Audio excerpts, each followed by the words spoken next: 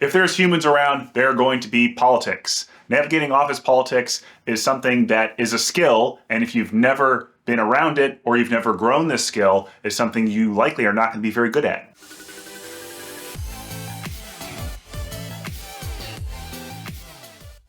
It makes sense that you're not going to be good at it because you'll never have done it before. So you shouldn't beat yourself up for not being good at office politics off the start. And if you're in engineering or a technical career, you probably don't have the awareness socially to see a lot of the office politics happening.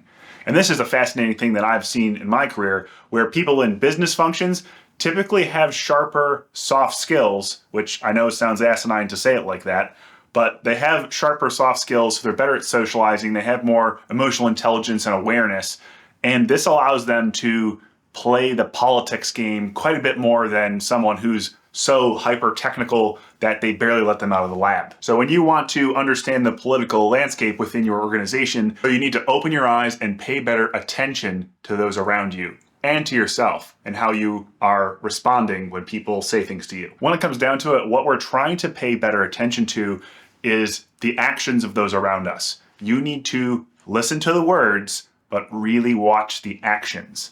So the way people actually move and what they actually do, not just the lip service and what they say they're going to do. One of the easiest ways for you to start building your professional network is by consistently showing up, doing work, and doing the things you say you're going to do.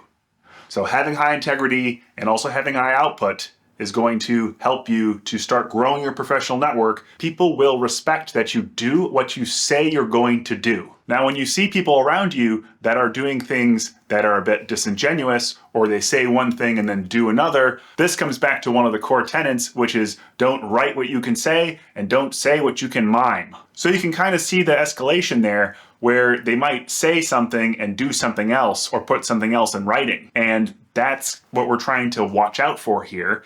And using your professional network to hear about new people that you're going to be interacting with will also help you to know how to interact with them better. So if you have someone who's known as being a bit of a shark or being a bit pushy, if that person's reputation is, negatively preceding them into an interaction, if you have a professional social network that can tell you that up front, you can change the way that you act when you interact with that person. Not really being a disingenuous social chameleon, but you are using tools where they're appropriate. So if someone prefers you to call them on the phone, crazy idea, call them on the phone.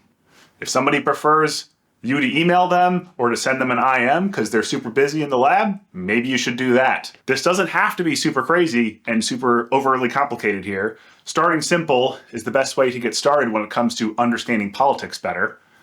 And if you can find someone who's been around your organization longer, maybe someone who can mentor you or kind of sponsor your guidance into understanding the underpinnings and the undercurrent of your larger organization, they can be absolutely invaluable for not only your career development, your professional network, but also to help you start understanding more about social intelligence and how to get more done in the same amount of time at work. In this way, you'll learn how to better pick your battles.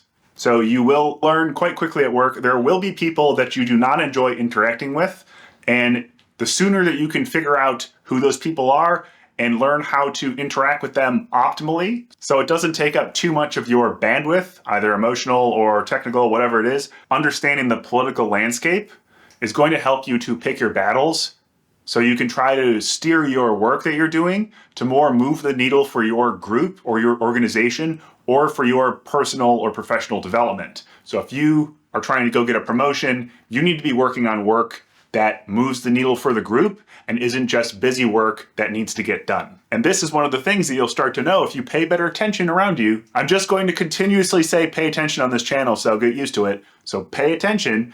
And when you see someone that frustrates you because it looks like they don't work, maybe you should note that what they're working on is the big ticket items that management is very excited about. And maybe the things that you are working on do not move the needle in the same way. Now, how do you think that person politically moved into that spot?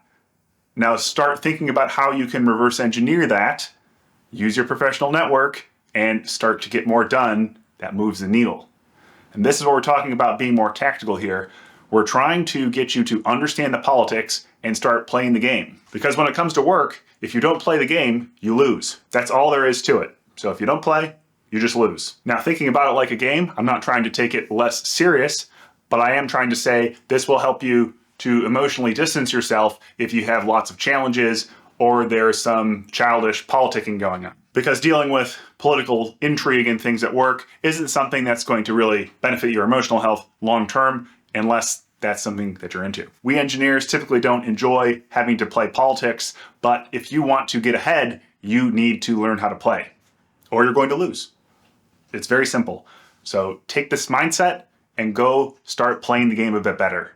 Try to see what's going on, listen to people's actions, and try to find some work that moves the needle. I trust you've been paying attention to this social intelligence video thus far. I want to help you pay even better attention to your emotional and social intelligence by clicking the link below this video and scheduling a free call with me. On the call, we'll come up with a personalized plan for you to start getting bigger raises, faster promotions, and stronger relationships with everyone around you. Don't delay, click that link below and schedule a call with me today.